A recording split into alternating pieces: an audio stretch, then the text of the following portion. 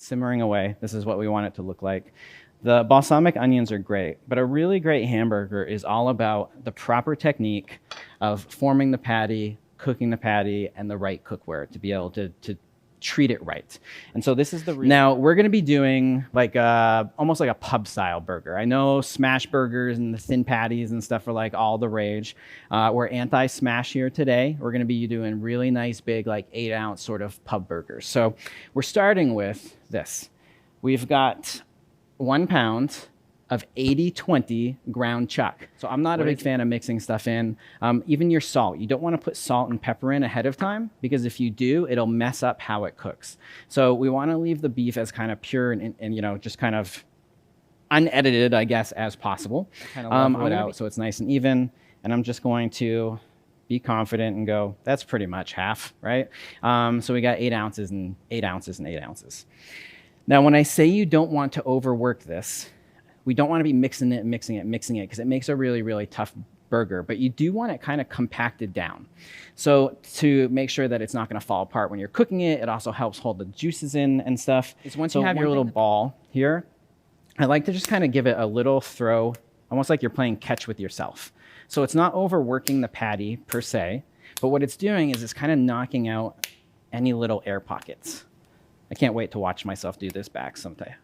It's just knocking out any little air pockets. So we have a uniform mixture. And so that will make it so that when we press down on it and we cook it, we're gonna be less likely to have like cracks and breaks and all that kind of stuff, all right? So I'm gonna loosely form this one. We're gonna get back to it in a second. I'm gonna do the other one. But if I switch to the top burgers, so here, we're starting with this. We've got 1 pound of 80-20 ground chuck. What does 80-20 mean? 80-20 means 80%. It's going to be hard to see, but I'm going to try on the side. So almost like you are making like a pizza, sort of, and you're going to have your crust on the outside. It's going to be kind of like a donut, but without going all the way through and making the hole. Because if you make the middle thinner, can you all see that, how it's kind of like curved? So if you make the middle thinner, what happens is, again, as this cooks, it kind of bunches back up. It pulls together. And by making it a little bit bigger than the bun, once it pulls together as it cooks, it's going to be the size of the bun. And doing this indent makes it so that when it cooks, you end up finished product is a level burger. If you start with a level burger, when you cook it and it tightens up, you end up with one of those like bulged like UFO flying saucer like looking burgers. So this is a really important step, like have that little indent in the middle of the burger like that. And that is looking pretty good. So I'm going to do my second one. If you were doing a lot of these, this is the only time, I can't think of another time I would say this. Heather, if you can think of one, let me know. It's going to be the only time I'm going to tell you I want you to cook your meat from cold. I'm not really sure when I'd say that again. But for burgers, so that we don't overcook it, and so that all that beautiful beef stays on the inside, we want these chilled. So if you're making a bunch of these, then as you're forming them, you can always put them back in the refrigerator to chill. If you're only doing 2 of them, you're probably good for me, like along with me to cook. But that's another really great thing that people don't think about with your burgers is if they're warm, the fat melts really fast. It ends up in your pan. You have a dry burger. So burgers better cooked cold. I'm going to do an overhead so you can see this. So we got burger patties that are a little bit bigger than the bun. They're indented in the middle so that when we cook, they're going to be nice and flat. And I have really nice shaped, nice, cold, beautiful burger patties ready to go. Y'all. So, formed burgers, tomato jam, onions are looking good. We got to cook our burgers. They're cold. They're ready to cook. So, we got to talk about the cookware here. Everyone thinks you have to have a cast iron pan or a grill pan. I think that was so much sass to cook a good burger. And the fact is, you don't.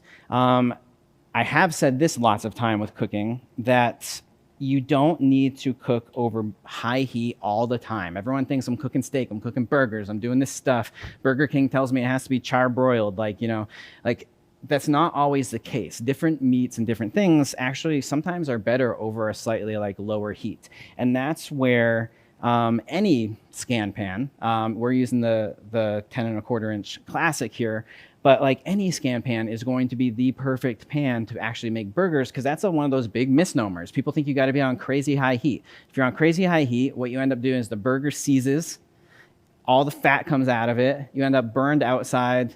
You've got an inside that's underdone compared to like what you want, unless you want a rare burger. But the biggest thing about it is that it's like too aggressive, and a lot of the fat ends up melting out over that high heat, and you end up with kind of a dry burger. So medium high heat is perfectly good here, and that's where this pan is going to excel, because we've all cooked with Scan Pan over like that temperature, that medium high heat, and it's even, it's precise, you get beautiful colors.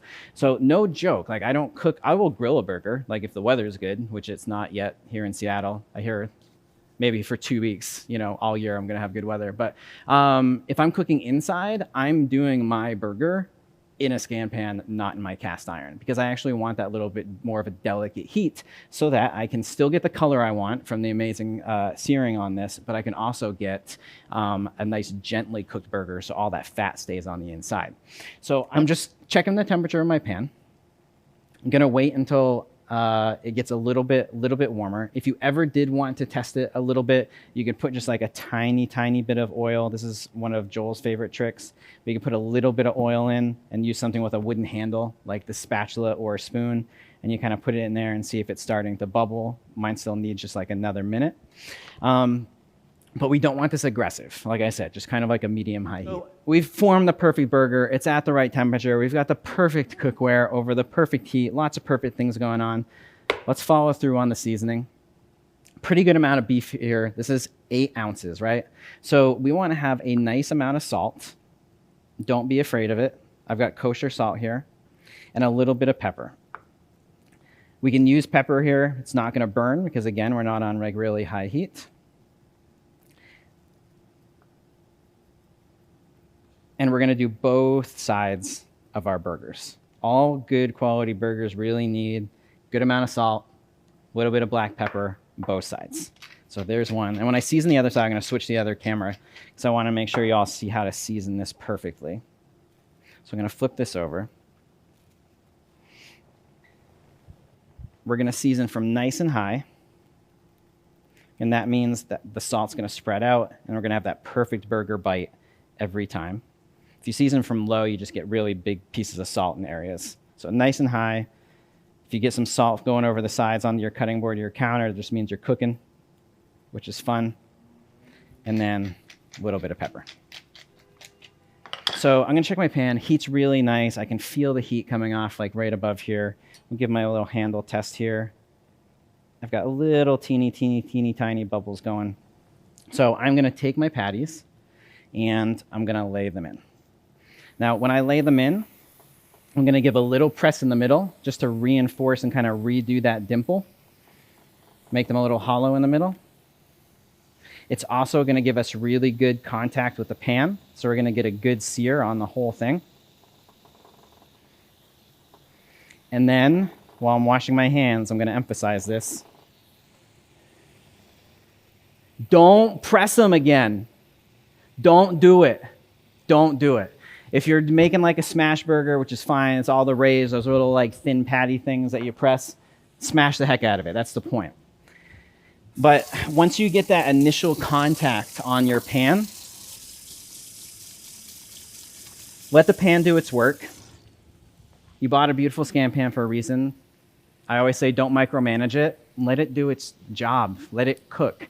All right? So leave it there. Let it sit there. And then also, if you press it a ton, what ends up happening is all that fat that we've done all the right steps through Moxie and the kitchen art of the hamburger to have a perfectly cooked burger, keep that fat in there, have a glorious texture. You start pressing it, you start messing with all of those things. You might as well have not done them. You're gonna have a tight burger, you're gonna have a dry burger because you're gonna squeeze all the fat out of it. So just leave it alone. Let it do its thing. Really quick, I'm gonna check on our burger. Oh, they're looking good. So I'm gonna give, I probably have 1 more minute of cook time. I wanna show you really quick. I'm gonna give a little turn here because that way, just since we've got nice big burgers, I wanna make sure both sides have gotten a chance to be cooked like towards the middle, right? So we get really nice even cooking. So I just give them a little rotate. It's part of the deal with these big pub burgers. I'm gonna give my jam a little bit of a stir. And can you all see how this is starting to like thicken up now that it's like reducing down? We're almost there. And I'm gonna check in on our onions. Here, I'm gonna flip these guys. Beautiful. Gorgeous. Nice, flat, good, beautiful browning, good searing. All the salt has stayed on. We're starting to get, you notice a little bit of fat in the bottom of the pan, but not too much because we're treating these gently. So it's going to be a super juicy, super, super delicious burger. I'm going to give it 3 more minutes on this side, and I'm going to give you one of my other hacks here for a burger that's not in any sort of recipe. I don't love it when all the toppings fall all over the place. So I'm going to put my pickles on right now. And while this is cooking and the cheese is melting over the top, it's like a little pickle blanket that holds the pickles in place. Obviously, if you're not doing a cheeseburger, then you can't do that, but I can do this right here. Okay, gorgeous. 3 minutes per side. They're coming out. We got to let them rest. A little happy. I meant to have a little foil over here so that they could stay warm while they're resting. I forgot it. But if you got a little foil at home, you can put it over the top just to kind of keep them warm while they're resting. And I want to show you all. We had a little bit of fat that came out, a little bit of fond, a little bit of deliciousness here. It's so easy to clean up. We are not grabbing another pan to toast our buns. I'm just going to take this, give it a little quick wipe out.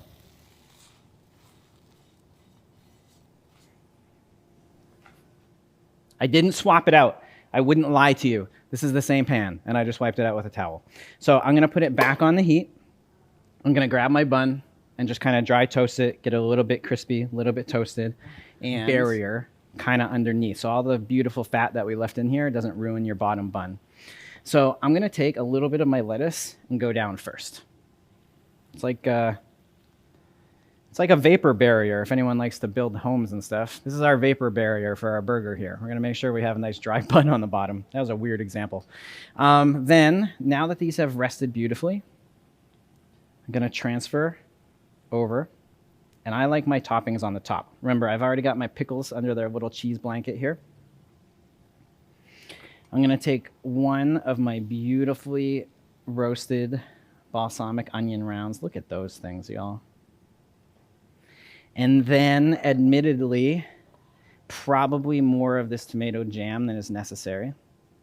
But don't care, because it's delicious. I'm not going to cut up those tomatoes because I think the tomato jam is good for me, but you could always slice up tomatoes. You can put mayonnaise on this. You can do whatever you want. It's your art of the hamburger, and that's part of Moxie. Beautiful bun on top.